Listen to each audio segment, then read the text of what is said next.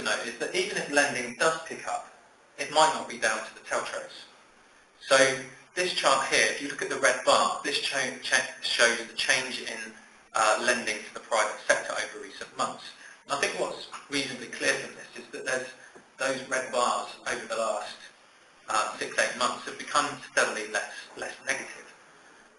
So if we would see a continuation of, we might expect to see a continuation of this trend over the coming months, regardless of whether the TLTRO program comes into place under the assumption that the recovery continues. Another issue to bear in mind is that even if banks do increase their lending, it may well be offset by firms borrowing less in other markets. So, for instance, large firms might issue less bonds if they can borrow from the banks at very attractive interest rates. So, just even if lending, bank lending does pick up, it doesn't necessarily mean that the firms are getting greater access to funds.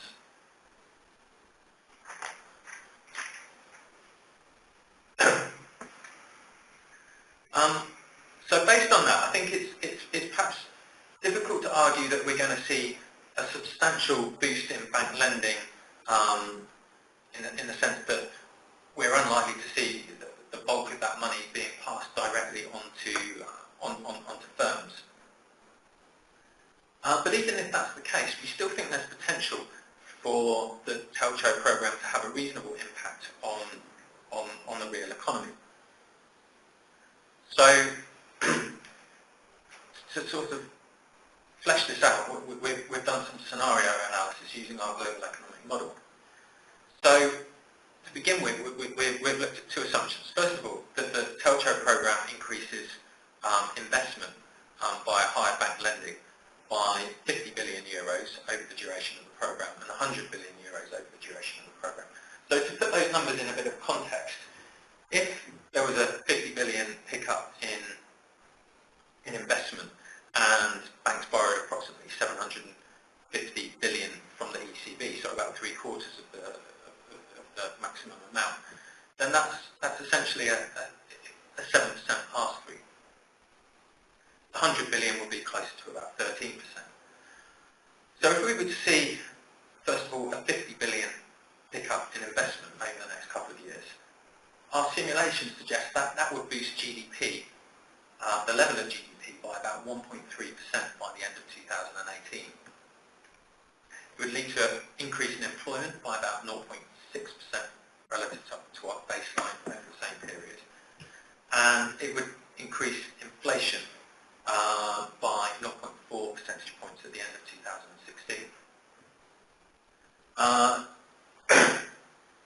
If we take the scenario of 100 billion, the figures are roughly double, so it would lead to a boost in the level of GDP by end 2016 of 2.6%. It would boost employment over the same period by 1.2%, and inflation in 2016 by 0.8% relative to the baseline.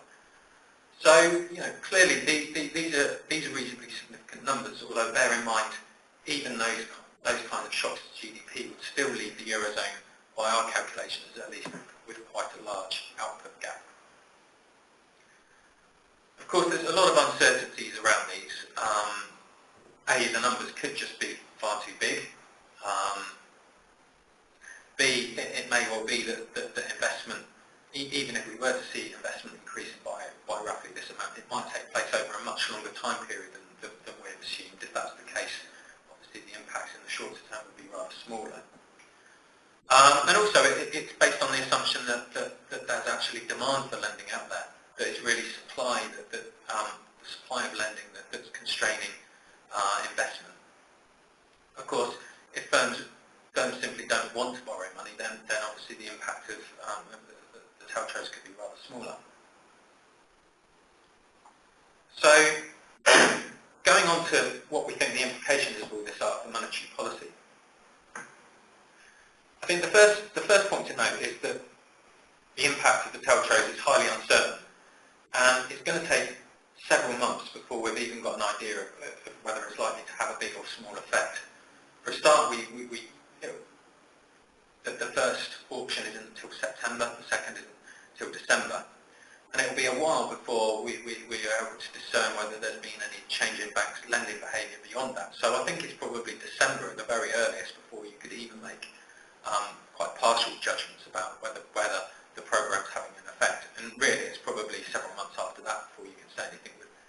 certainty. But nonetheless, as I hope we've sort of indicated, that there's potential for it to have some reasonably large effects on the macroeconomy if it does prompt a pickup in bank lending to firms.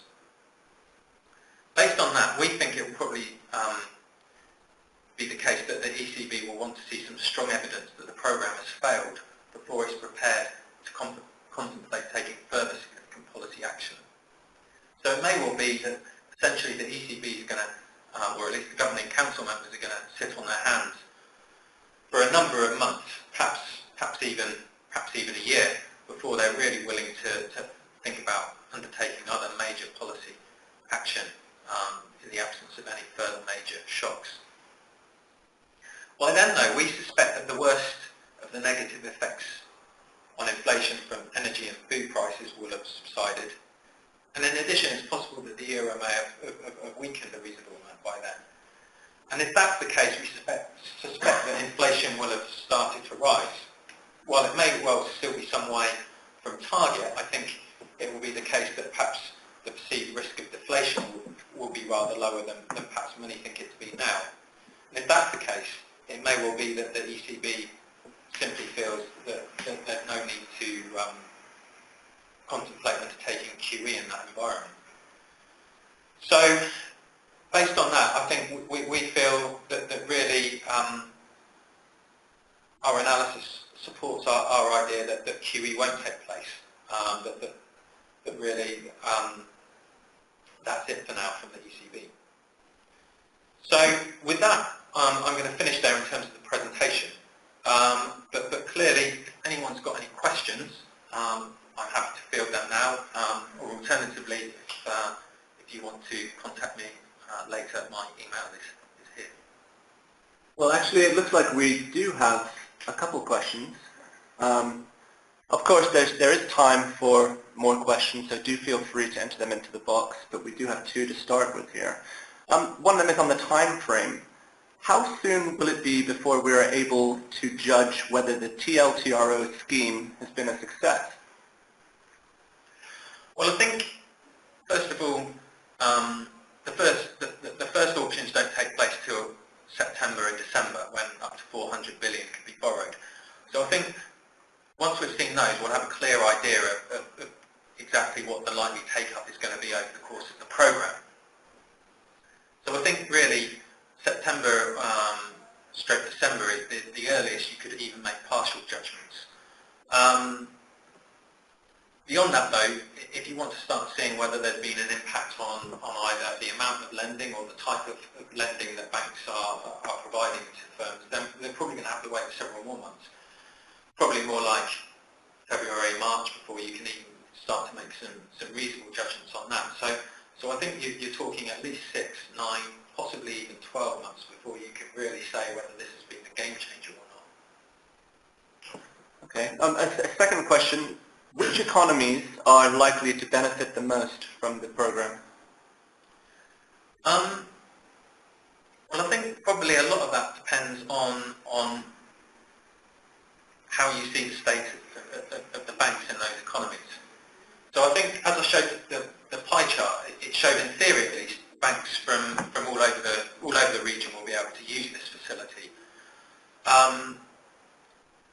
Arguably, you could say that it may well benefit the peripheral economies more because there perhaps banks are under more pressure and may be struggling to access credit more than perhaps in the core countries. So if that's the case, perhaps you might expect the periphery to benefit a little bit more from it than the core.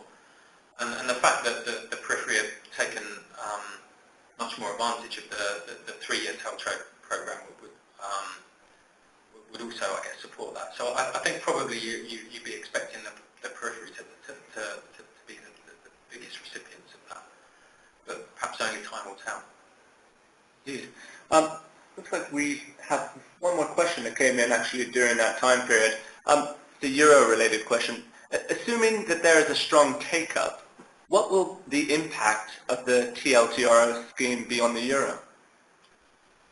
Well, I guess once again, that depends a lot on how that money is used.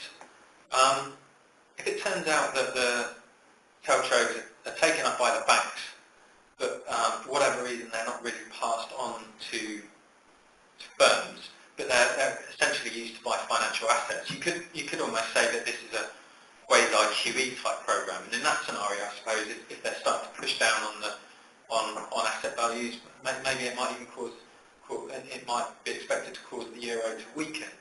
However, if it's really quite successful at perhaps cementing the recovery and strengthening it, because it does lead to a reasonable pass-through to bank lending, then arguably it might call into question whether the ECB is likely to implement QE further down the road. I think certainly some investment banks are now suggesting that QE is much less likely, and are perhaps taking the view that this program is instead of, rather than the build-up to QE.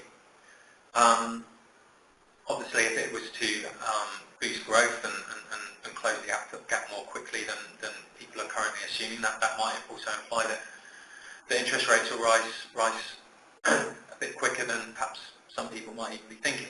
So in that case, I suppose you could argue it might even eventually boost the euro.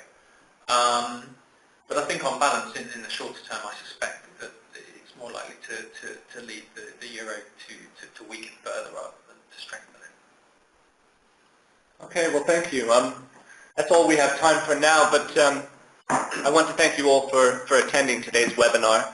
Of course, if you do have any further questions, then you do have Ben's direct contact details. We do appreciate and encourage our clients to get in touch with our economists directly, so please feel free to do so. Alternatively, if you have any questions regarding the service, please find my contact details on the first page, but feel free to get in touch with me directly too. All right, thanks for your time. Have a good weekend.